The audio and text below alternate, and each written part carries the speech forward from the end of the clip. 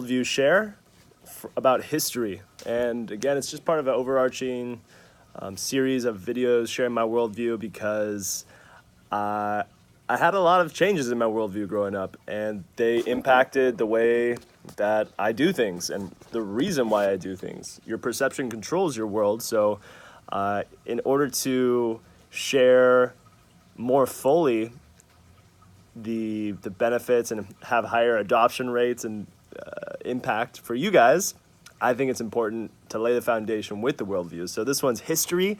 I grew up going through the school system, learning there was a slow, linear growth of civilization and society, and that Sumeria was like the first advanced civilization. They had writing, they had math, they had astrology, like they had a lot of things going for them, agriculture, but it seemed like they had just appeared out of nowhere pretty much with all this development and knowledge and tools and technology. So, and then from there, I guess before that, it was mainly as the narrative goes, it was mainly like hunter-gatherers. This is the first draft, and the second or third, I'll include more references and specifics in terms of dates and timelines.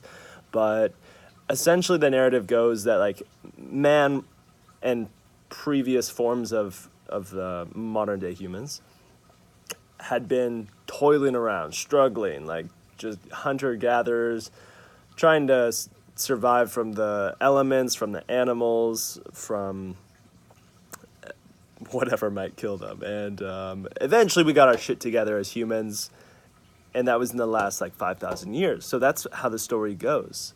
And the worldview now that I have is that civilized human history is much longer, potentially past 1 million years. We could have had civilized human, or maybe something slightly different, society.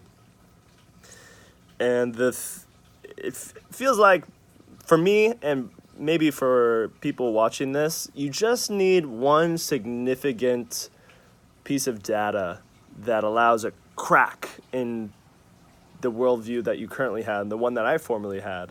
I'm assuming you have the former worldview of like slow development.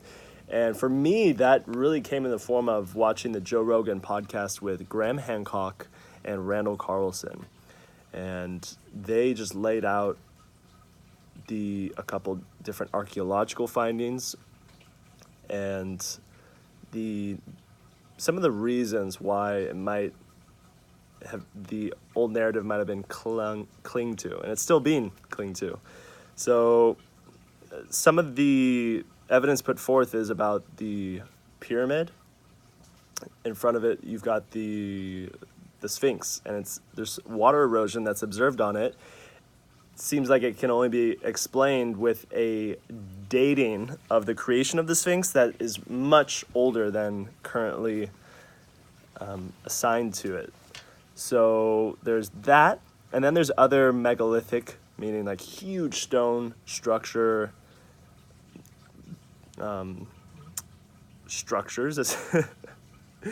megalithic structures that are found. There's one in Indonesia called Gunung Padang. There's Göbekli Tepe in Turkey. So it's things like this that have a certain minimum requirement of society and of civilization that were done at least a certain period of time that blows our current worldview out of the water. And this is one that, at least bare minimum, you just say, okay, human society is older than 10,000 years before the flood. That seemed to be 11,600, 800 years ago, around 12,000 years ago. There was a flood that kind of hit the reset button and is our most recent climb. So rather than having one long climb throughout history, it's been up and down, up and reset, develop, reset. And this has a lot of cool implications in it because, well, first of all, it just rewrites the script for evolutionary history and ancient cultures and trying to glean wisdom that they left behind. because we know that there is wisdom there to be sought after.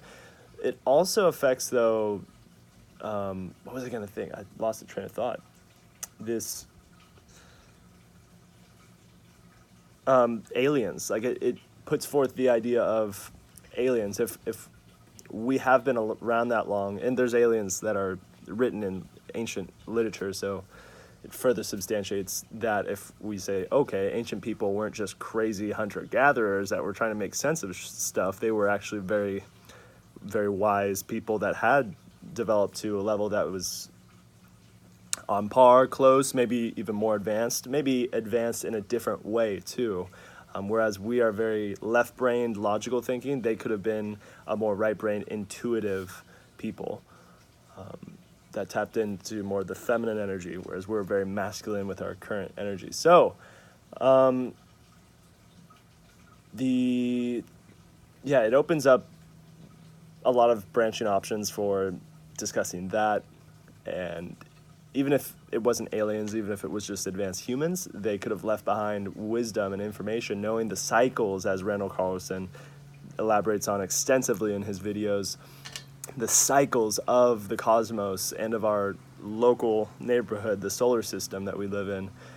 They could predict and foresee coming catastrophes and make necessary arrangements for the preservation of knowledge and overall long-term growth and development of society. So that can be seen in the pyramids. Again, Randall Carlson has a great video, several videos that breaks down the codified information in there. And then the other one, which is a fascinating theory, would be that the moon is actually an artificial time capsule that has information and wisdom, knowledge encoded into it.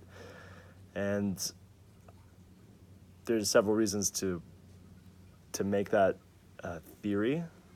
I won't go into them right now, but again, the thought is that you can see how if you just entertain these two narratives side by side, how you'll view the world differently, how you will give credence towards an ancient Vedic text more or less based on which worldview you're using.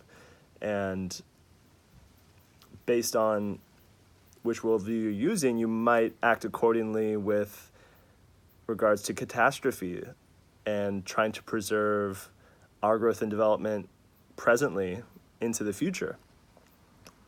Because it gives us more context to know that we are just part of a series of events that were growth and reset, growth and reset. So that is the essence of the ancient history worldview, is that history is much advanced or civilized rather, human history is much longer and more cyclical than we thought.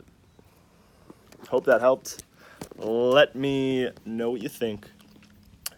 I'm going to be throwing an upcoming one of probably the electric body. So stay tuned for that.